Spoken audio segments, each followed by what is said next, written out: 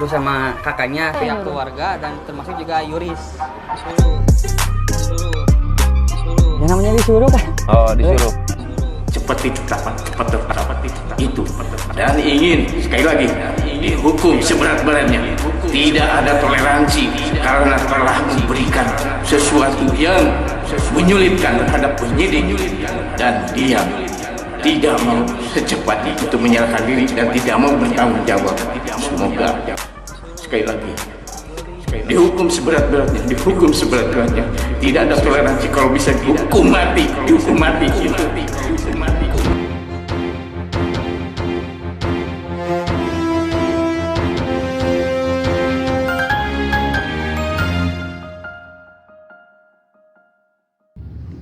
Halo sahabat Sena dimanapun berada ya, apa kabar? Semoga kabar hari ini kita semua selalu dalam keadaan baik, murah rezeki dan sehat walafiat ya, amin ya robbal alamin.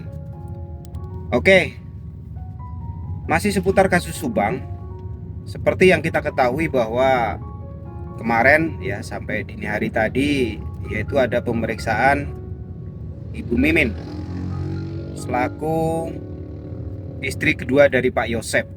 Kalau Senin itu ada pemeriksaan saksi Mang Ujang, di mana saksi kedua setelah Pak Yosep dalam kejadian Rajapati, Jalan Cisoti, Jalan Cagak, Subang ya. Nah, berkaitan dengan pemeriksaan Ibu Mimin ini, awalnya banyak rumor akan buka-bukaan ya.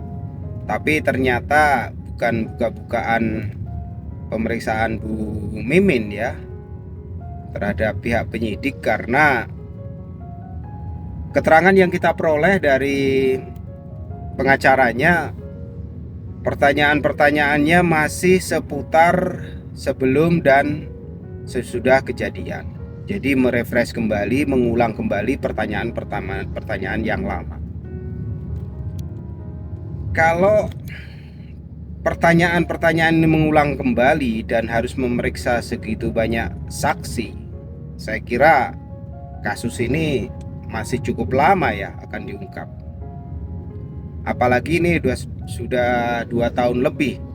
Tentunya bila mana diberikan pertanyaan yang sama 2 tahun yang lalu, para saksi tentunya sudah hafal ya jawaban apa yang akan diberikan.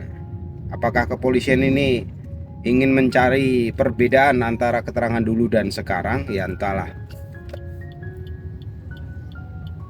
Atau bisa jadi juga ada pertanyaan-pertanyaan tambahan yang mungkin kita nggak tahu.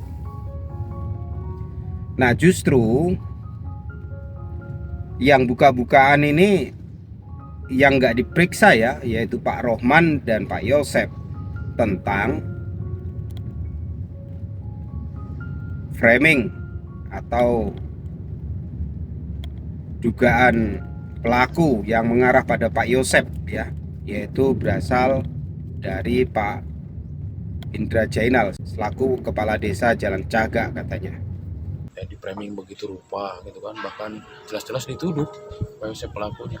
Ada orang yang menuduh pada saat itu ya, salah satunya Kades Jalan Cagak kan jelas-jelas menuduh Pak Yosep sebagai pelakunya pada saat itu. Oh, Kades Jalan Cagak Ya, boleh ditanya, dikonfirmasi ke Kades Jalan Cagak Pak Indra. Di awal-awal memang sempat menuduh. Klarifikasi aja ke beliau, benar nggak pernah menuduh Pak Yosep sebagai pelaku, bahkan mempengaruhi Yoris, mempengaruhi di Danu.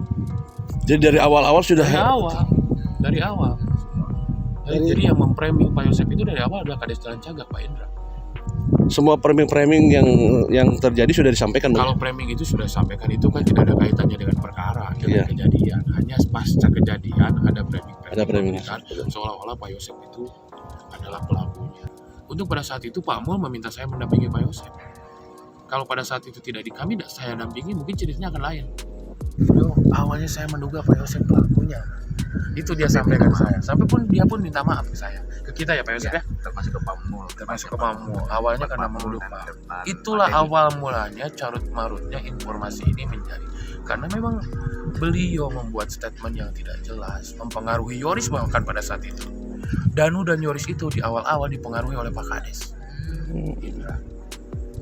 Awalnya dulu saya yang mau mendampingi Pak Yoris itu ya Pak Yosep. Pak Yosep meminta dan Pak Mul supaya sekalian aja yang didampingi itu Yoris. Tetapi pada saat tanggal 23 Agustus 2 tahun yang lalu kami datang, itu sudah Yoris hilang, nggak bisa dihubungi. Ya kan, baru ketahuan pada saat itu Yoris pun ngobrol ya Pak Yosep, disuruh ngumpet oleh Pak Kades. Disuruh berarti ya Pak? Jauhi Pak. Itu jauhi Pak Yosep. Istri dan anaknya dibunuh, apalagi kamu, gitulah kurang lebih bahasanya seperti itu. Kepayahan. Ya, makanya klarifikasi berita itu ya silakan teman-teman klarifikasi nggak apa-apa kalau dia nggak mengaku juga nggak apa-apa karena saya udah dengar. Ya, cuman teman-teman silakan itu klarifikasi keterangan saya ini ke Pak Kades Jalan Cagak. Sampai-sampai dinyatakan di situ saat kita mendengar tentang Danu dan Yoris ini ngumpet di musola saat dicari Pak Yosep dan Pak Mulyana untuk tanda tangan pendampingan hukum. Itu ternyata katanya yang nyuruh Pak Indra Jainal, sesuai juga podcastnya Pak Indra Jainal bersama Kang Yoris ya saat membahas motor Aerox ngeblank. Amang yang tahu, amang yang suruh ya. Dengan bahasa ya ibu dan adikmu aja dibunuh apalagi kamu. Seolah-olah seperti itu. Ini sesuatu yang belum pernah tersampaikan di media. Ini sesuatu yang baru. Kenapa baru 2 tahun lebih Pak Rohman ini buka-bukaan masalah hal ini?